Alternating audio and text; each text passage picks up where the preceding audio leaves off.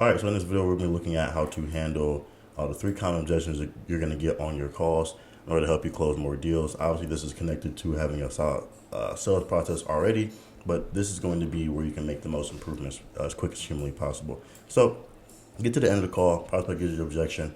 First thing you want to do is don't respond to what they said. Don't like what the first thing they say hardly ever is what the truth is. It's usually just a defense mechanism or just a knee-jerk response just to not wanting to say yes instantly. So in order to kind of navigate what the objection is, kind of just make sure they're on a certain side of the fence. So you say, got it, totally understand, whatever you want to say, totally get it, cool, glad you said that, whatever you want to say, right? It doesn't matter. Just to make sure I'm clear on my side, how do you feel about everything we went through? Do you feel like I can help you get to your XYZ goal? Sure, yes. So if they say yes to this, cool. If they say no to this, ask them why and then go back to price or go back to presentation of product. Maybe they legitimately don't understand something. That's a very valid, that can happen, right? So go back to your product and go through what they need, right? If they say yes, you want to get them to sell themselves on the call or on the information that they just gathered. So you say, okay, why though? Why do you feel like it works for you? They'll list off positive reasons as to why. So now you know that they want the thing. That's the biggest thing with objection handles is you might feel like just because you're getting an objection, they don't want the thing. No, they internally, they want the thing. There's just a cognitive disconnect between where they are at and where they want to go and what our brain does in between to try to keep you safe, right? It's just a safety feature on our brain, right? We don't like to be pushed and take risks and do uncomfortable things. This is natural. So they want the thing. Make sure they want the thing. Now we can get into usually like depending upon what they say, you can kind of get right into a specific objection. Let's start with like spouse. The biggest thing with this is covering this in your discovery. So if they say that at the end of the call, if at the end of the call you are just not figuring out that they have a spouse or a business partner, you kind of need to go back a little bit and review your sales process because you should already know that going in. So in your discovery, ask them if they have anyone else that makes decisions. If they do, if they are available, try to get them on the call soon as humanly possible. If they're not available, rebook the call. And if they don't have someone they have to speak to, move forward with the call. The reason being is if you know that someone else helps them make decisions, and you're not about to I don't want you guys to waste 45 minutes on a call with someone who's going to say, well, I'm going to go talk to the wife about it. I'm going to go talk to my business partner about it. And just give them a bunch of information for free. You can send that information to them in a Loom video or email. Don't waste your calendar slots. These calls are valuable, right? So if they have someone else to make a decision with, tell them to go on the phone and rebook the call so you can talk to both people at the same time. And if they don't have someone you need to talk to, rebook or keep going with the call. Now, this is wife. Wife is different than business partner, but it's the same thing. It's third-party opinion. So you can boil this down to a couple different things, and I'll explain this pretty in depth. Does your wife help you with the business or help you with anything? With what you just told me, because sometimes people would say, I need to talk to my wife, and their wife has no idea what the hell they do or why they do it, and they're just the sole breadwinner of the household, or they don't, their wife isn't concerned with their business, right? Whatever the case, whatever the dynamic is, doesn't matter. But sometimes they have no idea. So the first thing is, okay, she doesn't help you with the business at all. Okay, do they know about the problems you just told me? Kind of everything we went over on the call, what you're struggling with, etc. Sometimes they'll say no. Sometimes they'll say yes, but if they say no, it's like, okay, well, the first thing you want to get into is, all right, well, if they don't work with you in the business and they don't kind of know the problems, I guess kind of why would we go talk to them about what we just went over? Oh, well, just to get whatever, just to get this. And then you kind of move into a responsibility frame. And I'm going to explain this more in depth because it's not very clear on this. So just to clarify, are you asking for more of like permission to spend the money maybe, or just get that third party opinion from that person? And they'll give you yeah or nay.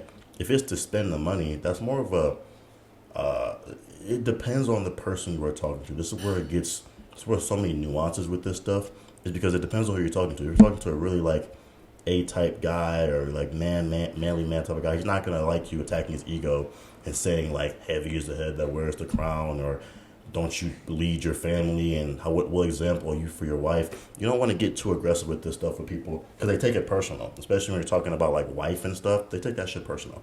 So what we want to do is gradually walk them down the line that it's their responsibility to make the decision. You can use some aspects of like the head of the household stuff, but just kind of want to tread lightly with that.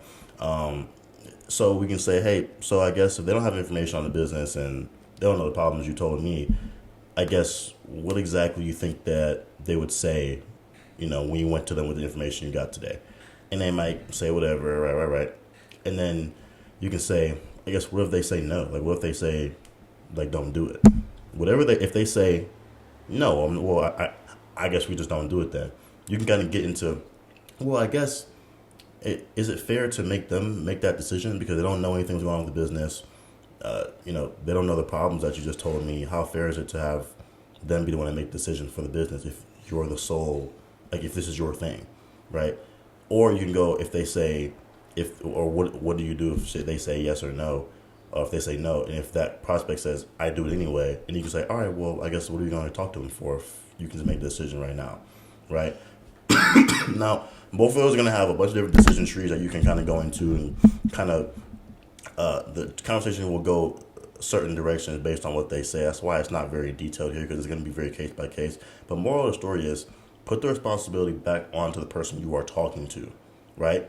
And try to make it seem like asking or getting a third party opinion doesn't really make too much sense, right? I like to do this first before I do this next thing, this next potential handle.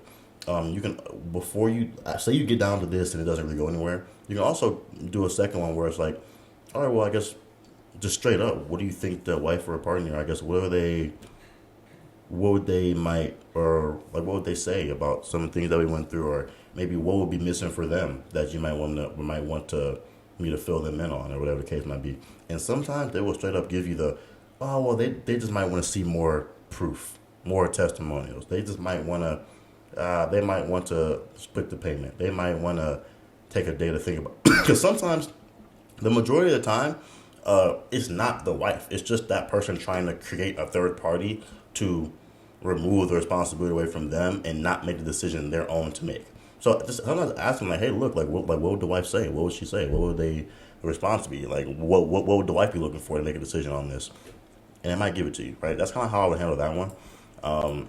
Think about it. Time. Take a second to think about it. Sleep on it. Pray about it. It's all the same thing. It's all just later. It's all just not right now. I want to do it later. That's all it is, right? So I'm gonna knock this off this because this is not congruent. So it is, but I want to be more blanket here.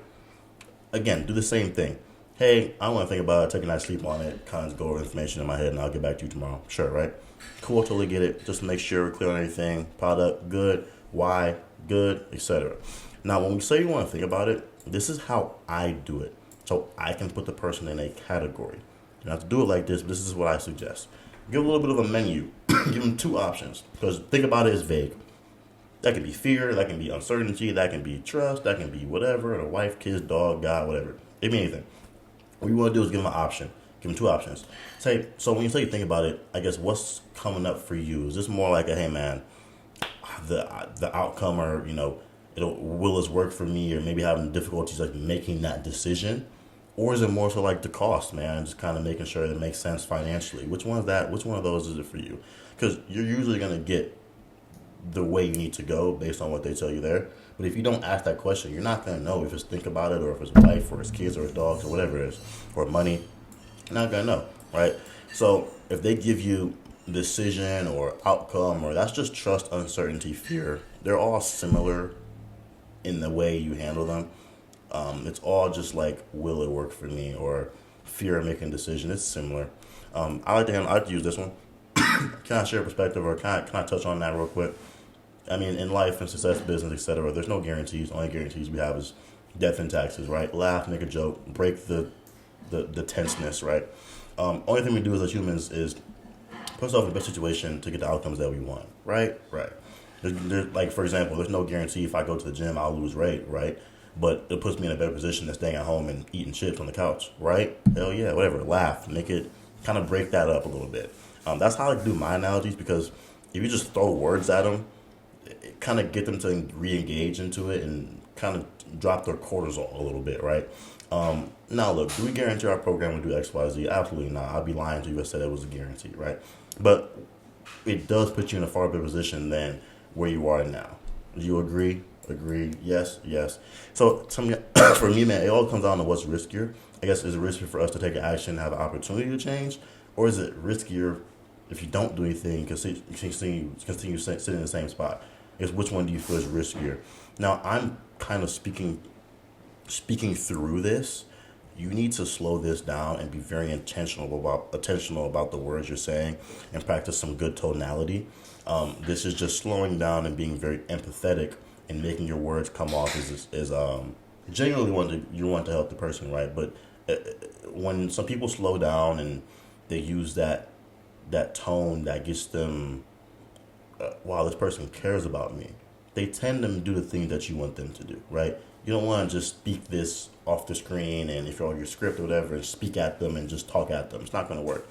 And then you kind of get into, because what if this is a consequence thing. So what do you feel like would happen if we don't make the decision, or if we, or if we're not at the level we want to be at in 2 weeks, 2 months, 2 years from now, right? Consequence. And this ties back into the meat and potatoes of your call, your discovery, and what they want and their goals, right? So what do you have to do now to put yourself in a position to do X, Y, Z? Move forward, right? That's how I would handle that. And then if they gave me money, right, you kind of just handle it like a money objection, or they'll give you money up front anyway. So for me, this depends on the program that you're selling. This is all making more money. So it's like, for example, like, hey, when it comes to money being the thing that's stopping us here, I guess what's the reason around the call, right? Because we're here to make more money. We're here to take the wife on trips. We're here to make more money, insert whatever they want. So the problem isn't really like you don't have the money, that you don't have the things in place to acquire, or the skills in place, or the thing in place, or the whatever you're selling to get more money, to get the things you want. Right. Exactly. Because because what happens if we allow the lack of money to stop us from getting the things we need, et cetera, et cetera? This isn't a logical question. We all know that you need money to pay for things. This is a question that helps that person understand or change the way they look at the money they currently have, right? And to get them out of scarcity mode. So I don't think that's a dumb question to ask. It's just you have to ask it in a way that gets them to think differently about it and break their preconceived notion on how they view their money. That's all it is. Now, this is where I like to just get right into it, because money should never be a reason as to why you don't close a deal. Because you can always take something on the phone. That's how I do it, because cash collected or average day one cash collected is very important. So what I say is this. So look, I can help you with the investment. I can help you with, making it make sense for your situation. But I can't help you with being committed to kind of getting better, getting outcome, getting a thing you want. That's something you're committed to doing. Okay, but why now? Like, why are you committed to doing it now? And getting them to resell themselves on a thing they already have told you. So I guess just be transparent with me. Is it just kind of we have the full investment and it's just scary to make that decision on the phone right now? It's kind of making you feel nervous or fearful, or we just genuinely need a payment plan? Because I can help both ways, but just let me know which one it is, right? And usually that person, if they told you money at the beginning, they're probably going to tell you payment plan, or the case might be. Now they might just say, hey man, it's hard to make a decision, and then you can kind of move into this type of line of questioning depending upon what they've told you. Now this can get so much more in depth, and this video can be 5 hours long based on different ways to handle different situations based on what they said, which is why reviewing sales calls is so important, because it provides so much more context and nuance.